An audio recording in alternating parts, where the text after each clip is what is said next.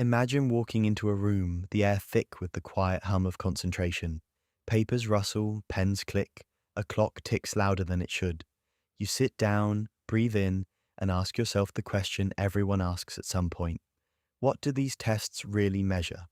The short answer is they measure performance at a moment in time. The deeper answer unravels into something more revealing. Tests measure what you can retrieve, how well you can apply knowledge under constraints, and how your preparation shaped those abilities. First, consider retrieval.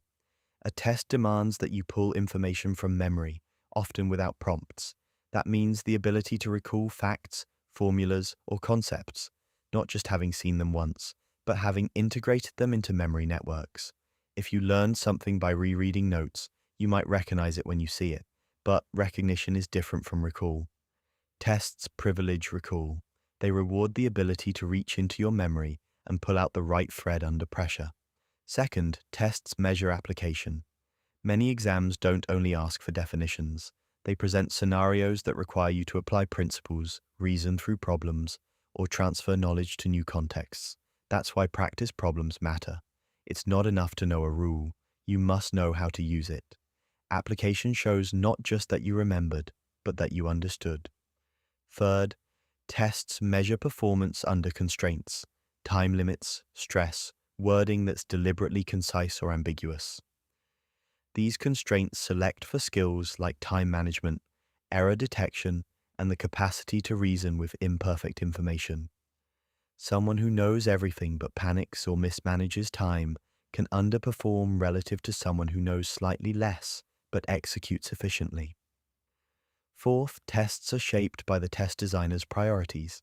Multiple choice questions might emphasize breadth and recognition. Essays value synthesis and argument. Lab practicals reward hands-on procedure. Understanding the format reveals what is being measured and guides how you should prepare. So, how should you study smarter? Knowing this. Start by shifting focus from passive input to active output. Passive methods, highlighting, rereading, feel. Productive, but produce shallow learning.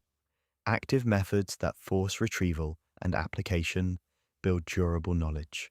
Use retrieval practice. Close your notes and try to write or speak what you remember. Quiz yourself frequently and don't peak until you've made a sincere effort.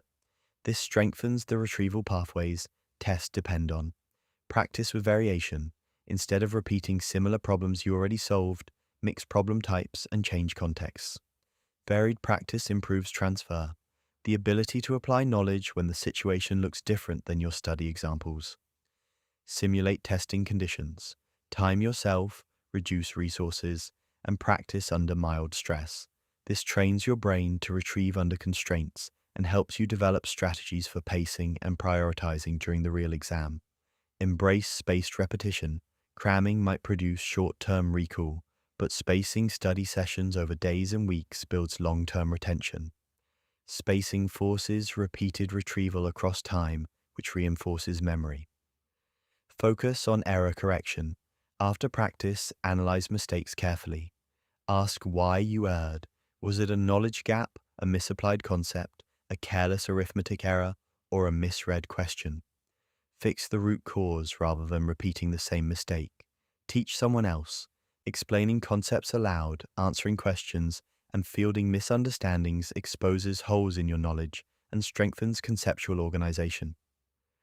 Teaching is one of the most efficient forms of retrieval practice. Manage non-cognitive factors. Sleep, nutrition, and stress management profoundly affect memory and performance. A well-rested brain retrieves more reliably. Practice relaxation techniques and ensure sleep in the days leading up to the test. In the end, tests measure a combination of memory, application, and performance under constraints. Studying smarter means aligning your preparation with those demands. Prioritize retrieval over review, vary your practice, simulate conditions, correct errors, and care for your brain. When you do this, you stop treating tests as arbitrary gates and start treating them as accurate mirrors of what you can do, and more importantly, as opportunities to become better at doing it.